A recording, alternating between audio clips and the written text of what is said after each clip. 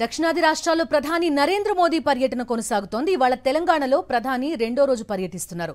Begumpet airport నుంచి నాగర్ కర్నూల్ వెళ్తారు. తర్వాత నాగర్ కర్నూల్ బహిరంగ సభలో ప్రధాని మోదీ పాల్గొని ప్రసంగిస్తారు. నాగర్ కర్నూల్ సభ తర్వాత కర్ణాటక రాష్ట్రం గుల్బర్గా వెళ్లనున్నారు. రేపు ఏపీలో పర్యటించి తిరిగి రాత్రి తెలంగాణకు చేరుకోనున్నట్టు పీఎంఓ వర్గాలు తెలిపాయి.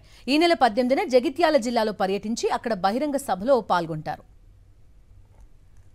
పూర్తి డీటెయిల్స్ అందిస్తారు మా కరెస్పాండెంట్ విక్రమ్. లైవ్ లో సిద్ధంగా ఉన్నారు. విక్రమ్, చెప్పండి, లోక్సభ ఎన్నికల నోటిఫికేషన్ వెలువడనున్న వేళ 5 రోజులు 5 రాష్ట్రాల్లో సుడిగాలి పర్యటనలాగా చేస్తున్నారు ప్రధానమంత్రి నరేంద్ర మోదీ. ఇప్పుడు అబ్కీ బార్ 400 పార్ అనేది బీజేపీ నినాదం.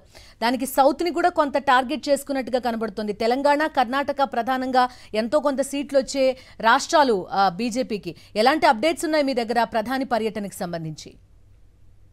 బిందు మనం చూసుకోవచ్చు, తెలంగాణపై బీజేపీ ప్రత్యేకంగా ఫోకస్ పెట్టినట్టు తెలుస్తుంది. దక్షిణాది రాష్ట్రాల్లో భాగంగా 5 రోజుల పాటు పర్యటిస్తున్నారు ప్రధాని నరేంద్ర మోడీ. అందులో భాగంగా రెండో రోజు తెలంగాణలో పర్యటన కొనసాగుతుంది.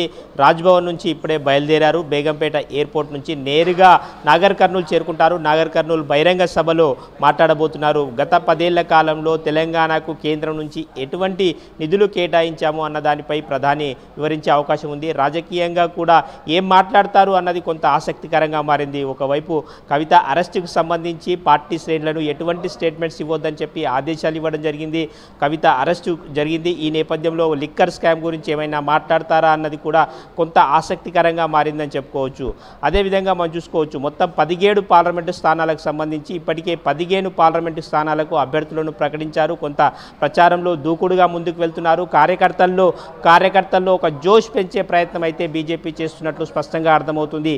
ఇదే జోష్ను ఎన్నికల వరకు కొనసాగించాలని చెప్పి బీజేపీ అగ్రనాయకులంతా కూడా తెలంగాణలో పర్యటిస్తున్నారు. బిందు, విక్రమ్, వన్ లాస్ట్ క్వశ్చన్. ఒకటి, ఇక్కడ మల్కాజ్గిరిలో ప్రధాని నరేంద్ర మోదీ ఉండడం, అట్ ద సేమ్ టైం అక్కడ ఈడీ కవితను అరెస్ట్ చేయడం, ఈ పరిణామాలకి ఒకేసారి జరగడం పైన పెద్ద ఎత్తున విమర్శలు చేస్తున్న పరిస్థితి. బీజేపీ నాయకులు ఎవరు రెస్పాండ్ అయినట్టు కూడా లేరు. ఖచ్చితంగా బిందు, మనం ఒకటి చూసుకోవచ్చు, బీజేపీ అధిష్టానం స్పష్టమైన ఆదేశాలు రాష్ట్ర నాయకత్వానికి ఇచ్చింది. ఎవరు కూడా ఈడీ కేసుకు సంబంధించి ఎవరు మాట్లాడవద్దు, కవిత లిక్కర్ స్కామ్ గురించి కూడా ఎవరు మాట్లాడవద్దు అని చెప్పి బీజేపీ అధిష్టానం నుంచి ఆదేశాలు రావడంతో బీజేపీ రాష్ట్ర క్యాడర్ ఎవరు కూడా దానిపై మాట్లాడేందుకు, స్పందించేందుకు ముందుకు రావడం లేదు. Bindu. Okay Vikram, thank you.